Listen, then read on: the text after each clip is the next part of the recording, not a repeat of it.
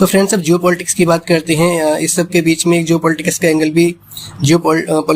भी उभर कर सामने आ रहा है। जैसे चाइना, पाकिस्तान, बांग्लादेश का एक ट्रायंगल बन गया है, क्योंकि अब हम जहाँ बांग्लादेश की फॉरेन पॉलिसी शिफ्ट हो रही है, तो जो न्यू स्ट्रेटेजिक अलाइनमेंट्स हैं उसमें सबसे पहले बात करें, नंबर 1, चाइना बांग्लादेश का लार्जेस्ट ट्रेडिंग पार्टनर बन चुका है, जिसकी ट्रेड वर्थ लगभग $24 बिलियन हो गई है। बांग्लादेश पाकिस्तान रिलेशंस का भी न्यू मोमेंटम दिख रहा है, जैसे ट्रेड, डिफेंस, कॉर्पोरेशन और बायलैटरल विजिट्स रिज्यूम हुए हैं कई दशकों के बाद। और नंबर 3 पर अगर हम बात करें ट्राइलेटरल मीटिंग्स के बारे में बात करते हैं, चाइना, पाकिस्तान और बांग्लादेश के बीच बहुत सारी ट्राइलेटरल मीटिंग्स हुई हैं जहां कॉर्पोरेशन एक्सपेंड करने का प्लान डिस्कस हुआ है।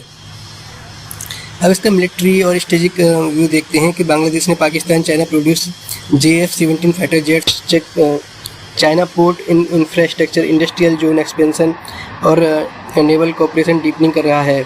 अब इसका स्ट्रेटेजिक इंटरप्रिटेशन क्या है, उसके बारे में एक्सपर्ट्स बोल रहे हैं कि बांग्लादेश एक साउथ एशियन जियो पॉलिटिकल पाइवट बन रहा है, जहाँ पे चाइना जैसे ग्लोबल पावर और पाकिस्तान जैसे रीजनल राइवल इंडिया के साथ कोऑपरेशन एक्सप्लोर कर रहा है।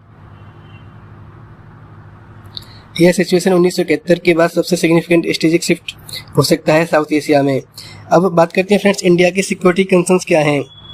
तो इंडिया का डिफेंस एस्टेब्लिशमेंट और पॉलिसी मेकर्स को इस रीअलाइनमेंट ने सीरियस कंसर्न दिया है।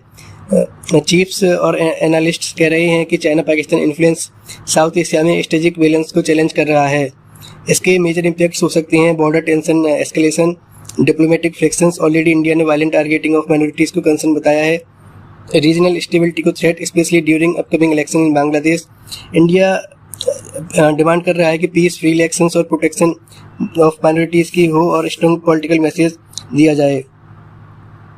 अब फ्रेंड्स, इसके रीजनल इम्प्लीकेशंस क्या हैं।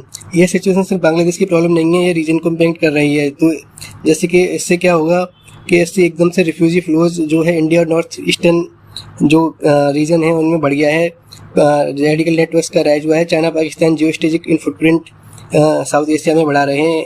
Economic realignment India centric framework से दूर हो रहा है।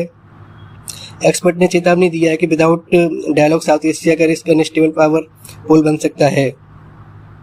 तो फ्रेंड्स, बांग्लादेश में जो हो रहा है माइनॉरिटीज़ के साथ बैलेंस और जियोपॉलिटिकल शिफ्ट हो रही है, यह सिर्फ एक देश के इंटरनल इशू नहीं है बल्कि साउथ एशिया के फ्यूचर को डिफाइनिंग मूवमेंट है। तो फ्रेंड्स, इससे हम देख सकते हैं कि वायलेंस जो माइनॉरिटीज़ के खिलाफ हो रही है वो रियल और राइजिंग है। बांग्लादेश जो है वो चाइना और पाकिस्तान की तरफ झुक रहा है। इंडिया के जो डिप्लोमेटिक टेंशन्स हैं वो पीक पर हैं। रीजनल स्टेबिलिटी रुक रही है और डायलॉग और अकाउंटेबिलिटी की से हम दूर जा रहे हैं, क्योंकि जब तक डायलॉग और अकाउंटेबिलिटी साथ में नहीं आएगी तब तक कोई वार्ता नहीं हो सकती है।